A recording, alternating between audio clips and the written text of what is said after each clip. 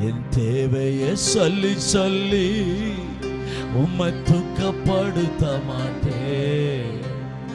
தேவையே நீங்கதான். என் எண்ணத்தை சொல்லி சொல்லி நிறைவேற்றவும் சொல்ல மாட்டேன். இதயமே என் தேவனே, என் தேவனே, என் ஜீவனே, என் நண்பரே, என் சொந்தமே. சொல்லுங்கம்மா. என் தேவனே, என் ஜீவனே, என் நண்பரே, என் சொந்தமே.